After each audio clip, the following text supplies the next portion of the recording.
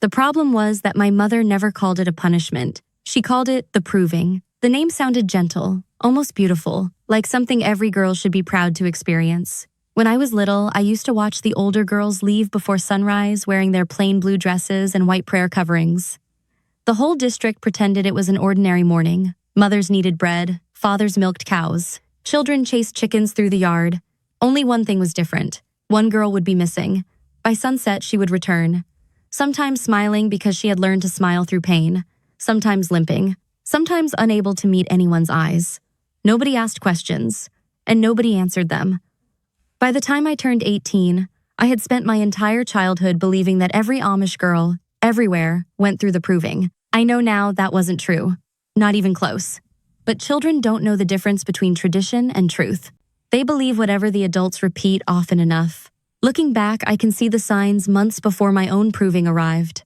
The older women had started watching me, not in a cruel way, in a measuring way. The way farmers study fruit before harvest. At church suppers, they would squeeze my hands. Strong wrists, one of them said. Another pinched my shoulder. She'll manage. I never understood what they were measuring. I thought they were talking about marriage. They weren't. One evening, I found my mother sewing thick strips of linen together by the fireplace. What are those for? She didn't even look up. You'll need them soon. For what? She tied another careful knot. You'll understand. That became the answer to every question. You'll understand. It was remarkable how many things adults expected girls to survive before explaining them. A week before my birthday, my best friend, Mary, came to help us shell peas on the back porch.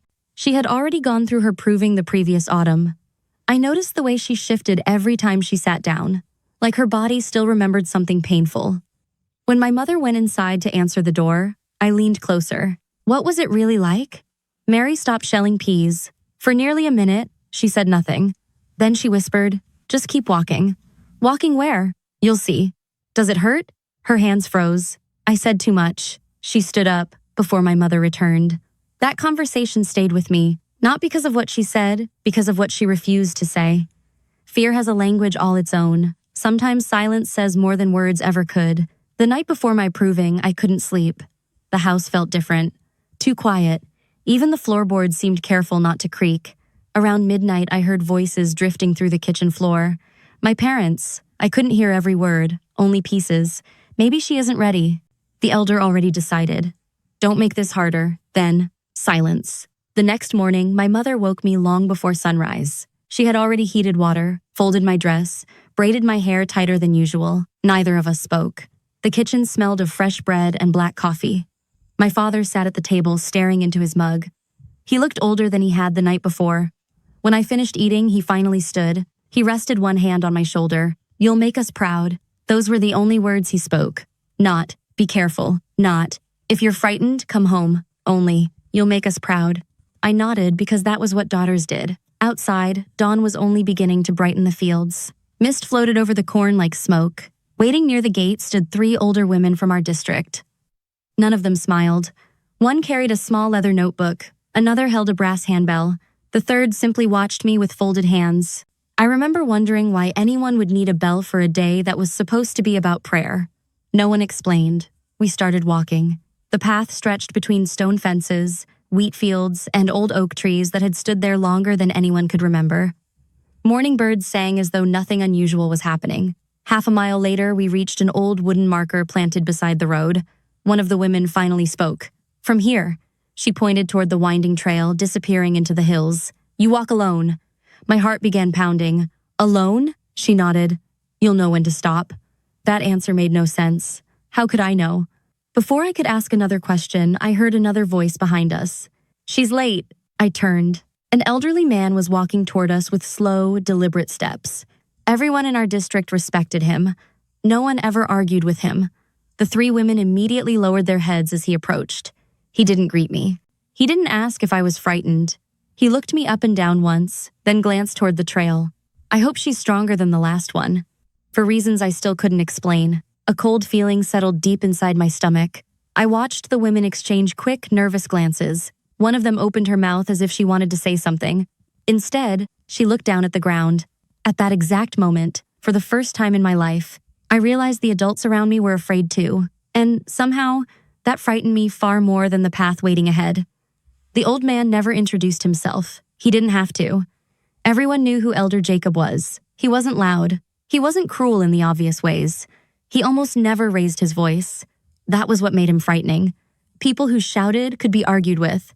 People who spoke softly made everyone else lower their voices. He looked at the trail stretching into the hills, then back at me.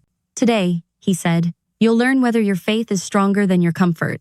I nodded, because I thought that was the correct answer. Inside, I wanted to ask something else. What happens if it isn't? The question never reached my lips. One of the older women handed me 2 wooden buckets. Each one was filled almost to the top. "They stay full," she said. "If they don't?" She looked toward Elder Jacob before answering. "You begin again." "Again?" I frowned. "What do you mean?" No one answered. That should have been my first warning. The trail climbed steadily through open fields before disappearing between rows of old cedar trees. Morning dew soaked the hem of my dress. The buckets felt manageable at first. Heavy, but manageable. I remember thinking maybe everyone had exaggerated. Maybe this really was only a long walk. By the end of the first mile, my shoulders were already burning. The wooden handles dug into my palms. Each step made water slosh against the sides of the buckets. I quickly learned something. Keeping them full required walking slowly. Walking slowly made the journey longer. There was no comfortable pace. That, I would later realize, was the entire point. At every checkpoint, another older woman waited beside a wooden bench. Not to help, to watch. She checked the water level, marked something inside a small notebook, then silently pointed toward the next section. No encouragement, no smile, only observation. By midday, the summer sun had turned the dirt path into dry powder. Dust clung to my shoes. Sweat ran into my eyes. My fingers had begun cramping around the bucket handles. I wondered how much farther remained. Nobody told me. The path simply kept unfolding. Around noon, I reached the highest hill. From there, I could see nearly our entire district. White farmhouses, red barns, fields stretching toward the horizon. It looked peaceful, beautiful even. From a distance, everything usually does. When I arrived at the next checkpoint, I noticed something strange. An elderly woman quietly reached toward one of my buckets. For a second, I thought she was about to help me. Instead, she dipped 2 fingers into the water, then shook a few drops onto the ground. My eyes widened. "You spilled it." She looked away. "You'll refill it below." I stared at her. "But you?" She interrupted me softly. "The bucket isn't full anymore." I looked toward Elder Jacob. He had watched the entire thing. Without expression, without objection, without saying a word. Something uncomfortable settled inside my chest. The rules were changing, not because of what I had done, because someone else had decided they could. I walked another mile before reaching the spring. The cold water felt wonderful against my hands as I refilled both buckets. For just a moment, I considered splashing my face. The temptation lasted only seconds. Then I remembered the older women watching. I kept walking, hour after hour, step after step. The buckets grew heavier, or perhaps I grew weaker. By late afternoon, I could barely straighten my fingers. Blisters had formed beneath both palms. Each time the wooden handles shifted, another layer of skin seemed to tear away. I told myself everyone experienced this. That thought became my comfort. If every girl survived, so would I. Then, everything changed. The path narrowed beside a long stone wall. Loose rocks covered the ground. I placed one careful foot forward, then another. The heel of my shoe landed on a rounded stone. It rolled beneath me. My ankle twisted sharply. Pain shot through my leg. One bucket slipped from my hand. Water splashed across the dirt path. For several seconds, nobody moved. Even the birds seemed to stop singing. I quickly reached down to lift the bucket. "I'm sorry." My voice sounded small. It was an accident. One of the older women looked toward Elder Jacob. She didn't speak. She waited. He walked toward me with slow, measured steps. His boots stopped inches from the spilled water. He studied the ground, then looked directly into my eyes. "You'll return to the last marker." My heart sank. "I'm sorry?" "You'll repeat the entire section." I stared at him. "I've already walked it. Now you'll walk it again." My ankle. He didn't even glance at it. Faith is rarely tested when we're comfortable. The words landed harder than the fall itself. Behind him. I noticed my mother. I hadn't realized she had been standing near the checkpoint. She took one step forward, just one. Her mouth opened slightly. For one impossible second, I thought she was going to speak, to tell him I had walked enough, to tell him I was hurt, to tell him this wasn't fair. Instead, She slowly folded her hands together, lowered her eyes, and said nothing. That silence hurt more than my ankle ever could. I picked up the bucket, turned around, and began walking back toward the last marker. Every step sent pain through my leg. Halfway through the repeated section, I realized something. This wasn't about carrying water anymore. It wasn't even about obedience. Someone wanted to see how much pain I would accept before I stopped believing I deserved it. And for the first time all day, I began wondering whether this had ever been about faith at all.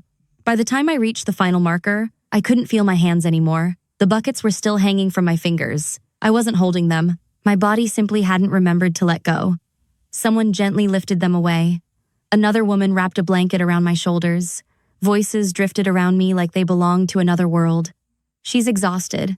Take her home. She'll recover. Recover. Such an easy word. No one mentioned what had caused the damage. That evening, my father drove me home in the back of a wagon. Every bump in the road sent pain through my legs. My mother sat beside me the entire journey. She never cried. She never spoke. She only kept adjusting the blanket around my feet, as though covering the injuries could somehow erase them. For nearly 2 weeks, I couldn't walk without help. My mother carried water to my bedside. She helped me stand. She helped me sit. Sometimes she simply sat beside the window sewing while pretending not to notice me watching her. One afternoon, I finally asked the question I had been carrying since walking day. Was yours like this? Her needle stopped moving. What do you mean? Were you unable to walk? She looked out the window instead of at me. It was different. Different. The word stayed with me. Different how? She wouldn't explain. Instead, she stood, picked up my empty cup, and quietly left the room. That was the first crack. Until then, I had believed every woman before me had lived exactly what I had. Now I wasn't so sure. As my strength slowly returned, visitors began arriving. Neighbors brought fresh bread. Older women carried jars of preserves. Everyone repeated the same sentence. You should be proud. Proud because I had endured, not because I had healed. There is a difference. One afternoon, almost 3 weeks later, a woman I barely recognized knocked on our front door. She introduced herself as Anna. She had come from another Amish district, nearly 2 hours away. I'd never met her before. After exchanging polite greetings with my mother, she asked quietly, "May I speak with your daughter alone?" That request surprised everyone. Private conversations between young women weren't common. My mother hesitated, then nodded. When we were alone, Anna closed the bedroom door. She looked at me for a long moment before asking a question that made my heart race. "What did they tell you about walking day?" I frowned. "They said every girl goes through it." She slowly shook her head. "No." I stared at her. "They don't." For several seconds, I couldn't even answer. "What do you mean? My district doesn't do this." I thought I had misunderstood. Then, "How do girls prepare for marriage?" She smiled sadly. "They grow up. Nothing more. No long walk, no repeated sections, no punishment, no proving." The room suddenly felt too small. Everything I believed shifted. Anna reached into the pocket of her apron. Carefully, she unfolded an old piece of paper. Its edges were worn, the folds nearly torn through from being opened so many times. "My aunt wrote this." She placed it gently into my hands. "Read it after everyone goes to sleep." Why not now? Because some truths deserve privacy. That night, long after my parents had gone to bed, I lit a small oil lamp, then unfolded the letter. The handwriting belonged to another young woman. She described a ceremony that sounded almost familiar. Girls walked together through the fields. They prayed, they shared bread. Older women blessed them before everyone returned home together. No buckets, no injuries, no punishment. Near the bottom of the page, one sentence had been squeezed into the margin, almost like an afterthought. Asterisk. Years ago, one elder decided girls had become too comfortable. That's when everything changed. Asterisk. I read the sentence again, then again. My hands began trembling. One elder, not God, not scripture, not ancient tradition. One man, one decision. Everything I had endured, everything my mother had silently accepted, everything every girl after us would likely experience, hadn't always existed. Someone had added it. Someone ordinary. Someone still alive. I couldn't sleep. Questions raced through my mind until sunrise. Why had nobody told us?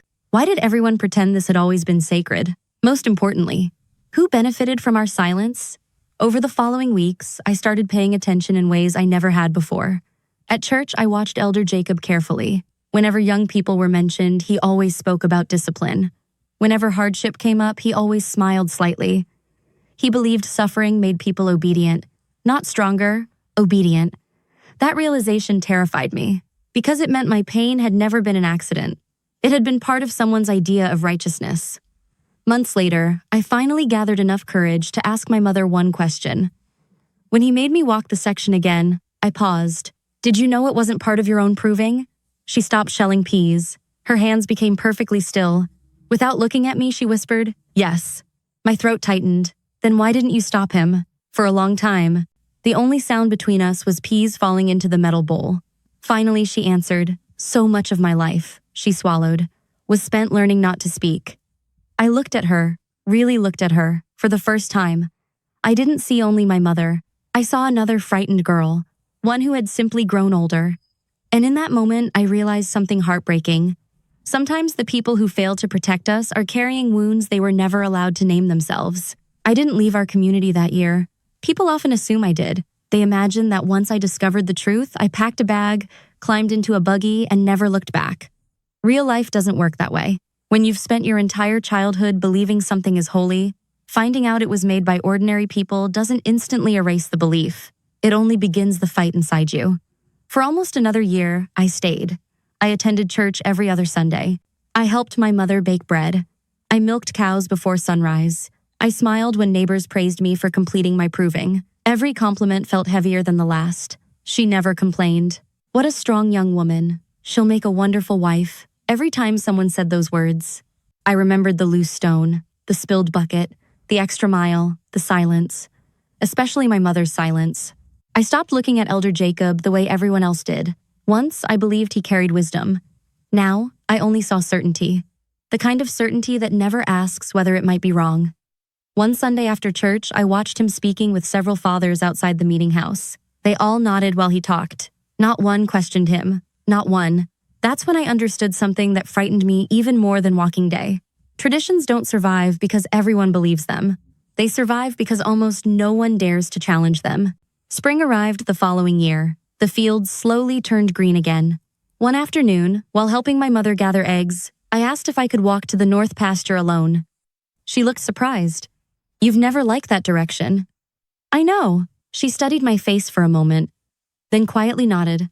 I followed the same narrow path I had walked during my proving. Everything looked ordinary. Wildflowers had grown beside the stone walls. Birds nested in the old oak trees. The gravel path looked almost peaceful. If someone had seen it for the first time, they would never imagine how many tears it had witnessed. Eventually, I reached the place. The loose stone was still there, smaller than I remembered, so ordinary. I stood staring at it for several minutes. This tiny piece of rock had lived in my nightmares for nearly a year. I slowly bent down, picked it up, and held it in my hand. It wasn't heavy. Not nearly heavy enough to explain everything that had happened afterward. That's when I finally understood. The stone hadn't broken me, the rule had. The suffering wasn't caused by the path. It was caused by a decision. Someone had decided that dropping a bucket deserved punishment, instead of kindness. Someone had decided that pain built character better than compassion. Someone had called that decision tradition. I sat on the old stone wall for nearly an hour. For the first time in my life, I allowed myself to ask questions I had spent years pushing away. What if obedience isn't always righteousness? What if suffering isn't always sacred? What if God never asked for any of this? Those questions changed me more than Walking Day ever had. Because questions, once they begin, rarely stop. When I returned home, my mother was waiting on the porch. "I knew where you went." "I know." She looked toward my empty hands. "What did you find?" I smiled sadly. "Nothing." Then, after a pause, I realized the path wasn't special. She closed her eyes, almost as though she'd been waiting decades to hear someone say those words. It never was. It was the first honest conversation we'd ever had about that day. I sat beside her on the porch until sunset. We watched the fields grow darker together. "I wanted to stop him," she whispered suddenly. "I know." "No." Her voice trembled. "You don't." She folded her hands tightly. "When I saw you fall, I almost spoke. I thought you would. So did I." Tears filled her eyes. But I had spent my whole life believing that good women stayed quiet. She wasn't asking me to forgive her. She wasn't excusing herself. She was confessing. For years, I had blamed her silence. Now I finally understood where it came from. Silence had been handed to her, the same way it had been handed to me, like an heirloom, passed from one generation to the next. Someone, eventually, has to stop passing it on. That night I couldn't sleep. Not because I was afraid, because I knew something had ended. I hadn't left the community, not yet, but my faith in unquestioned authority had already packed its bags. It would take nearly 2 more years before I physically walked away from the only home I had ever known. Leaving wasn't one decision. It was hundreds of small decisions. One question, then another, one doubt, then another, until eventually, there were more questions than answers. People sometimes ask me what real strength looks like. For years, I believed strength meant carrying heavier buckets, walking farther, enduring more pain. Today, I believe strength looks very different. Sometimes strength is asking, who decided this? Sometimes strength is saying, this isn't kindness. Sometimes strength is refusing to let someone else rename suffering as holiness. I still think about that path, not because I miss it, because it reminds me how easily ordinary people can mistake habit for truth. The gravel, the stone walls, the fields. None of them were sacred. Only the stories we attached to them were. And stories, unlike stone, can be rewritten. The day I walked that path in my own shoes, carrying nothing in my hands, was the day I finally understood something I wish every frightened girl could hear. Real faith should never require you to destroy yourself just to prove you deserve love. That wasn't the day I left my community, but it was the day I stopped believing I had to keep walking a road simply because someone else had chosen it for me. Every journey away from fear begins the same way, with one quiet step. Mine happened on an ordinary gravel path, where I finally realized that the hardest walk of my life was never walking day. It was the day I chose a different direction.